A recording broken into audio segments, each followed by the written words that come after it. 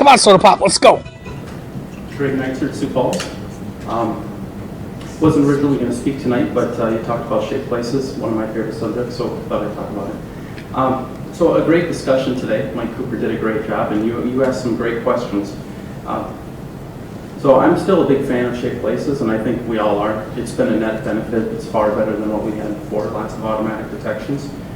There's been some discussion recently about what we can do to improve it, and I think that's a good thing. And I think we just need to remember that we're allowed to tweak it and criticize parts of it without saying that the whole thing is bad.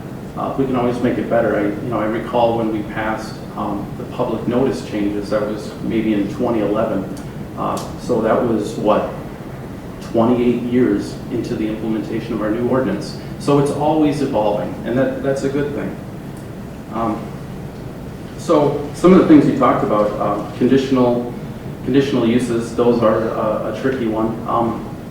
There's good arguments on both sides. One of the things that is interesting to me is we are talking about how conditional uses, they may or may not be unfair. Something interesting when I think about it, we passed shaped places and we changed the entire ordinance. We could have eliminated conditional uses, conceivably. Could have brought it forward and just made everything automatic. I mean, if conditional uses are a problem. So, but I do agree there needs to be standards, and there are in there. So if we add conditional uses for a big box, there needs to be some criteria so that we treat everybody as close as we can. But that being said, I'm a big proponent that every neighborhood is different and everything has its own context. As far as buffer yards, I'm a huge fan of buffer yards as well. I like berms more than fences.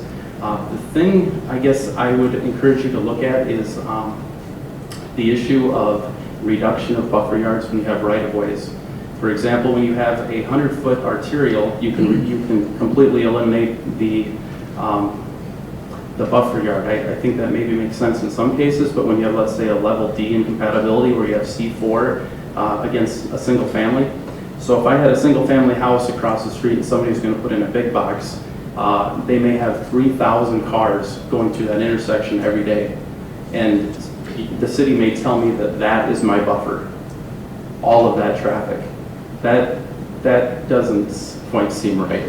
So I think there's some cases where, or like in the other case that we looked at, where should we reduce it? Should we cut it in half when you have that big of an incompatibility?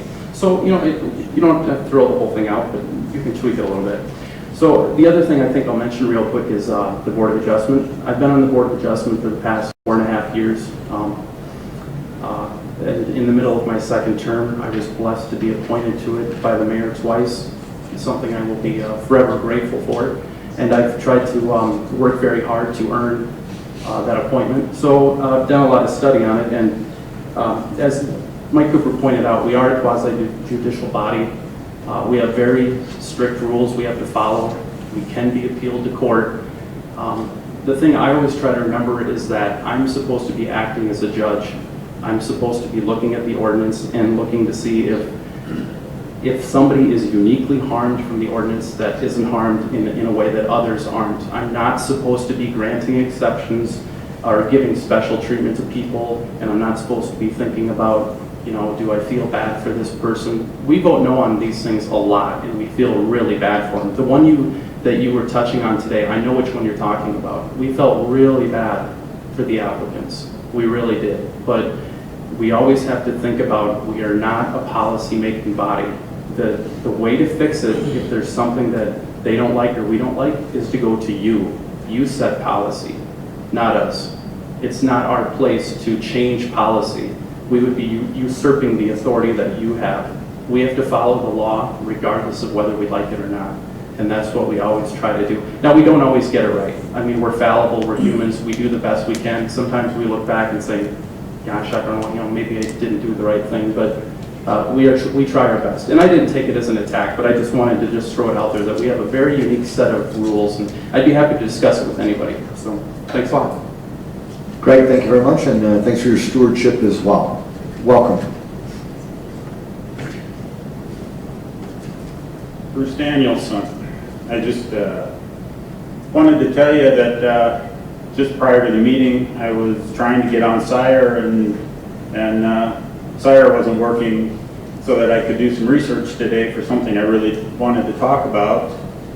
And when you do go into one of the browsers, we still know that Atom rocks for whatever reason. So, and I just also wanted to let you know, since SIRE has not been working very well, and I have been downloading and recording all of the videos for some year and a half now, that I'm anticipating putting them up on a YouTube channel called SiouxFalls.org that I happened to purchase recently so that I could do some things. So if the city can't get SIRE working, then I'll go ahead and take my videos and upload them into this website so that people can actually view them on any device that is made to surf the internet.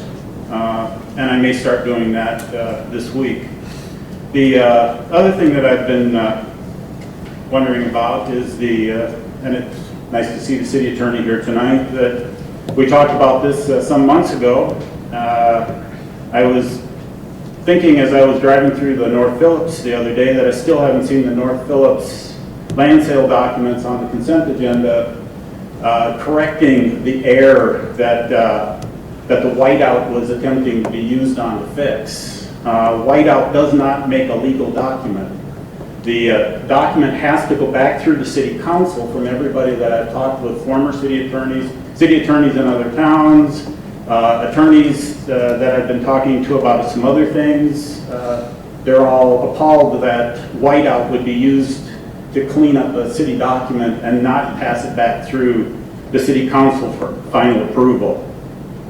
And then as I was driving along in there, I got thinking about when Thomas Faywick gave the statue of David to the city of Sioux Falls, and we have this beautiful statue down here. And when we had the EPA cleanup a number of years ago, the statue was taken, laid down on the ground out at Public Works complex somewhere, and the beautiful marble base that Thomas Faywick had to give to the city because the city would not buy a base for that statue. The city of Sioux Falls at that time so fought getting the statue of David that they wouldn't even give it a base. And Thomas Faywick so wanted to give the city of Sioux Falls that statue that he had a marble statue base made for it that was similar to the one that I've seen in Florence.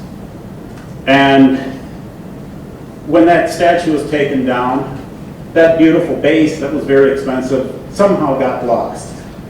And it made me think in terms of, as I was driving that North Phillips land, I've been wanting to see where the origami statue is. And is that going to have the same mysterious fate of laying in a ditch at Public Works, or is it going to get lost like that beautiful statue base got lost? And it would sure be nice to know whatever happened to all of this stuff, and I'd sure like to see that land sale finally done legal. Thank you.